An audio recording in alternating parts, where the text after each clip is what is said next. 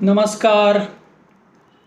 तुम्ही ध्येयवादी आहात, संशयी आहात, समाजप्रिय आहात, समाजामध्ये मिसळायला आवडतं, भावनाप्रधान आहात, तुम्हाला इतरांबद्दल सहानुभूती असते. असं व्यक्तिमत्व तुमचं केव्हा असेल, जर तुमची जन्मतारीख कोणत्याही महिन्याची 2, 11, 20 किंवा 29 असेल, म्हणजेच तुमचा भाग्यांक 2 असेल, तर असं तुमचं व्यक्तिमत्व राहील. आणि तुम्ही एक पथ्य जरूर पाळलं पाहिजे की तुमच्याकडे व्यावहारिक दृष्टिकोन कमी असल्याने तुम्ही व्यवहारामध्ये किंवा आर्थिकदृष्ट्या फसणं, अडचणीत येणं असं होऊ शकतं. तेव्हा तुमचे जवळची माणसं काही व्यवहारवादी वृत्तीची, व्यावहारिक असावीत.